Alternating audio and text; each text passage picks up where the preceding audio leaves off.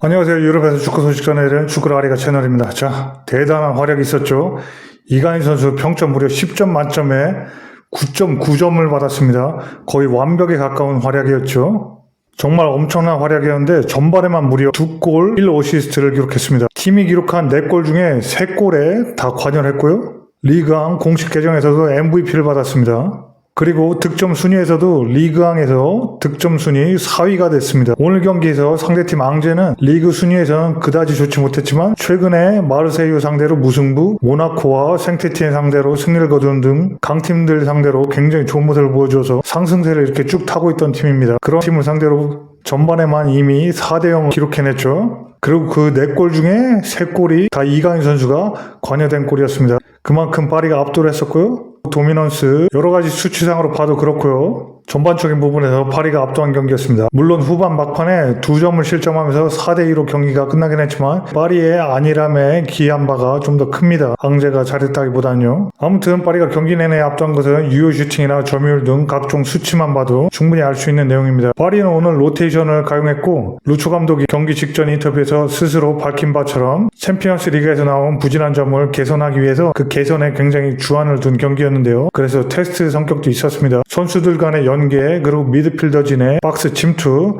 공격할 때 최소 4명에서 5명이 공격에 침투하고 박스로 침투해야 된다. 그리고 미들진에서 득점이 나오고 어시스트가 나와야 된다. 그런 부분들 주문했었죠. 그리고 팀 전체가 수비에 참여하는 그런 것도 굉장히 주목했었고요. 오늘 선발 공격진 바르콜라, 중앙의 아센시오, 그리고 이강인 선수가 오른쪽 윙으로 나왔습니다. 중앙에서는 어린 선수 마율루와 파비안 루이스, 그리고 에메리가 선발로 나왔죠. 루초 감독이 의도한 그 전반적인 내용들이 이 선수들을 가지고 잘 이루어졌습니다. 전반에 서로 이타적인 연계 플레이들이 굉장히 좋았고, 그래서 엘리케 감독이 직접적으로 밝히던 미드필더진의 공격 가담이, 그리고 공격 결과가 나와서 골이 나오길 기대했었는데 이강인 선수 같은 미드필더 선수에서의 득점이 나왔습니다. 개별적인 부분들을 하나하나 살펴보면 전반 4분부터 벌써 이강인 선수가 슈팅을 시작하면서 예열을 시작하죠.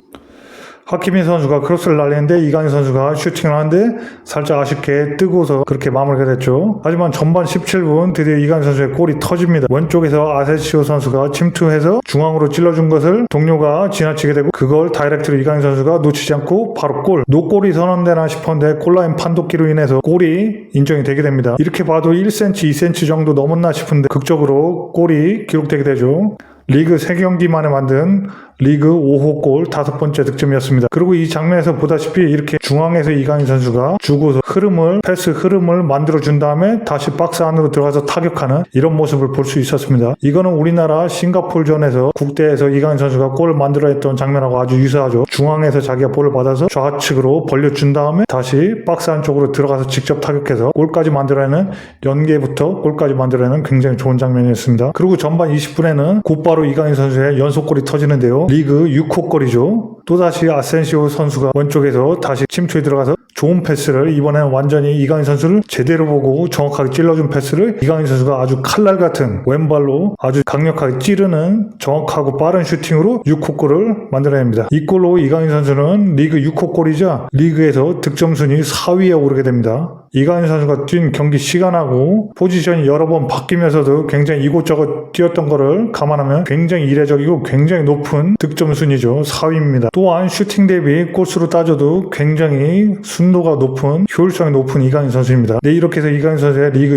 6호 골이 전반 20분에 터졌고요. 51분에는 또 바르콜라의 골로 3대0까지 점수차를 벌리게 됩니다. 오늘 아센시오 포함해서 공격진들이 굉장히 이타적인 연계 패스들을 골찬스에서 아주 잘 해냈습니다. 이런 이타적인 플레이들이 기반이 돼서 전반에 아주 다득점이 나게 되죠. 바르콜라는 수비도 나름 열심히 해줬습니다. 우리 채널에서 이 경기 직전에 보여준 루초 감독의 인터뷰처럼 자신이 개선할 바를 알고 있고 개선하겠다고 했는데 전반에 굉장히 그런 모습을 보여주는 모습을 오늘 보였습니다.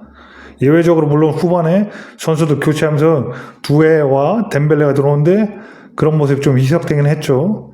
아무튼 전반 45분에 다시 이강인 선수가 어시스트를 또 하게 되는데요. 굉장히 택배 크로스입니다. 완벽한 크로스였죠. 이 박스 안쪽으로 아주 정확하게 찔러준 이 택배 크로스를 바르콜라가 헤더로 골을 넣으면서 이강인 선수는 2골 1어시스트, 팀의 4골에서 3골에 관여하게 됩니다. 전반에만 무려 그동안 동료들에게 굉장히 많은 킬 패스들을 잔뜩 날려줬었는데 동료들이 다 뱉어냈었죠. 근데 오늘 드디어 한 개 기록하게 됐습니다. 참 아이러니하게도 이강인 선수가 6골 1어시스트인데 오히려 이게 반대로 돼야지 더 논리적일 텐데 굉장히 아이러니하게도 오늘 드디어 첫 번째 어시스트를 기록하게 됐습니다. 이강인 선수가 이렇게 전반에만 2골 1어시스트를 기록했는데요. 이렇게 이강인 선수는 오늘 사실 파리가 앙대를 상대하면서 변형해서 3백으로 나오게 됩니다. 그리고 오른쪽에 하키미가 더 전진을 하게 되죠. 깊숙하게 올라가서 수비는 3백이고 하키미가 윙처럼 올라오게 됩니다. 그러면서 이강인 선수가 중앙으로 더 침투할 수가 있었죠. 그러면서 좀 더 중앙지향적으로 공격적으로 뛰게 됐습니다. 시작한 위치는 오른쪽 윙이지만 중앙지향적으로 뛰게 됐죠. 이렇게 이강인 선수는 국대에서도 그렇고 파리에서도 그렇고 더 중앙지향적으로 뛸 때 아주 득점력도 올라가고 팀 내에서 중요도도 올라가고 팀도 살아나고 본인도 살아나는 이런 모습을 항상 보여줬습니다. 이 부분이 굉장히 중요한데요. 이 부분은 루초 감독이나 파리의 감독이나 국대 홍명보 감독이나 모두 이 부분을 잘 주목해서 활용해야 될 필요가 있습니다. 결국 이강인 선수는 중앙지향일 때 가장 뛰어난 활약을 보이고 자신도 살고 팀도 굉장히 올려놓는 그런 활약을 보여줄 수 있습니다. 이 점을 꼭 감독들이 알아줬으면 좋겠고요. 전반을 4대 0으로 마쳤고요. 후반에 들어서는 팀이 좀 수동적이 됐습니다. 아무래도 이건 축구에서 항상 일반적으로 일어나는 일인데 전반에 너무 다득점을 하고 너무 압도를 해버리면 후반엔 좀 팀 템포가 처지는 경향이 있습니다. 이건 너무 일반적이어서 뭐라고 비난을 하기는 좀 그런 부분이고요. 아무튼 후반 들어서 교체를 데즈레 두에 그리고 자구 오른쪽 윙이죠. 하키미 대신 그리고 무안이 덴벨레까지 다 집어넣습니다. 바르콜라나 모에 하키미 에메리 이런 선수를 빼주고요. 또 이렇게 여러 조합을 이용해서 실험을 해보는 거죠. 이렇게 여유가 있을 때. 그런데 이 부분들에서 교체로 들어간 데지레 두에와 덴벨레가 또 탐욕이나 이런 부분을 좀 보여줍니다. 개인적인 플레이를 하고 전반전에 나왔던 이타적인 동료들의 연계 플레이하고는 좀 거리가 떨어진 플레이를 하게 됩니다. 또한 전반에 이미 4대 0으로 벌려놨기 때문에 이 대승 분위기에서 팀 공격이 좀 정체됩니다. 이강인 선수도 후반에 덴벨레가 들어오면서 미드필더로 전환하면서 슛보다는 이타적인 수비나 패스에 치중하게 되고요. 후반에 한 차례 약간 아쉬운 슈팅과 헤트트릭이 될 수도 있었는데 굉장히 멋진 장면이 나올 수 있었는데 약간 아쉬웠던 슈팅 한 번 하고 덴벨레에게 주는 좋은 2대1 패스나 수비에서의 활약도를 많이 보여줬습니다. 아무래도 미드필더로 내려오면서 이제 또 동료들을 서포트해주는 지원해주는 그런 역할을 또 한 거죠. 그렇게 해서 좀 경기는 후반 들어서 좀 이렇게 약간 템포가 내려간 상황에서 계속 진행되다가 파리는 후반 90분 이후에 좀 고질적인 모습이 나옵니다. 고질병인 세트피스로 한 골을 실점하고요. 또 집중력 부족으로 또 한 골을 실점합니다. 그렇게 해서 경기는 4대 2로 결국 끝나게 됐습니다. 후반 90분 이후에 2실점을 했으므로 좀 아쉬운 모습이죠. 그렇게 경기는 4대 2로 끝나게 되고요. 이 경기에서 포인트로 잡아야 될 점은 우리 채널에서 직전 루초 감독의 인터뷰에서 다뤘듯이 미드필더진의 공격 시에서 침투 그리고 득점 요구, 미드필더진의 득점 요구, 어시스트나 그런 부분들을 이강인 선수가 감독이 원했던 부분들을 다 보여줬다는 겁니다. 그러면서 평점 10점 만점에 9.9를 찍었고요. 거의 완벽한 맹활약이죠. 반면 파리는 고집적인 세트피스 불안 요소 그리고 교체로 들어온 데즈레 두에나 덴벨레가 그 탐욕을 또 부리면서 전반전에 엘리케 감독이 개선하려고 노력했던 부분에서 잘 이루어졌던 이타적인 선수 간의 연계 플레이나 이런 게 또 사라졌다. 결국에는 데즈레 두에나 덴벨레 같은 선수들에게 더 이타적인 연계 플레이를 더 학습시킬 필요가 있다. 이런 부분도 드러난 경기였습니다. 전반전은 반면에 굉장히 엘리케 감독이 어떤 방향으로 개선할지 보여주는 아주 좋은 교보제 같은 좋은 경기력이었다 이렇게 볼 수도 있고요. 자, 그럼 여기서 엘리케 감독의 인터뷰 들어보겠습니다. Bon, il me semble qu'il s'agissait d'un match complet que nous avons réalisé de notre côté. Nous avons joué comme il me semble qu'il aurait fallu jouer. On peut considérer que c'était pour certains peut-être un match facile ou pas, mais il me semble qu'il s'agissait d'un match où il y avait beaucoup d'enjeux, beaucoup de luttes et nous avons été extrêmement efficaces. Il me semble que ce blocage dont on a parlé précédemment va passer tôt ou tard et il s'agit maintenant du début d'un changement de confiance et d'une amélioration que nous sommes en train de faire.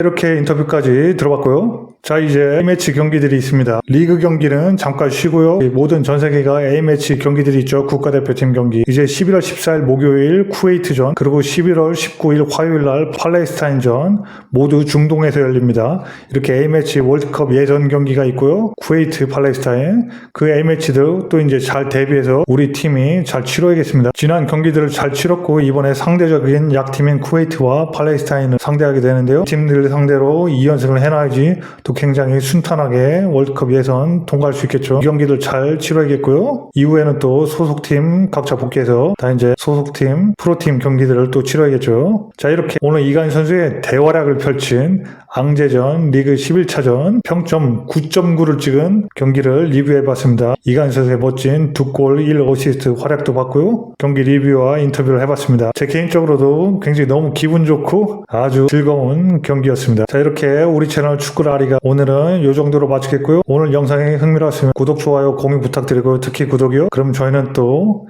A매치나 재밌는 소식들을 다루면서 금방 또 찾아뵙겠습니다. 그럼 모두 안녕. 아싸 루고.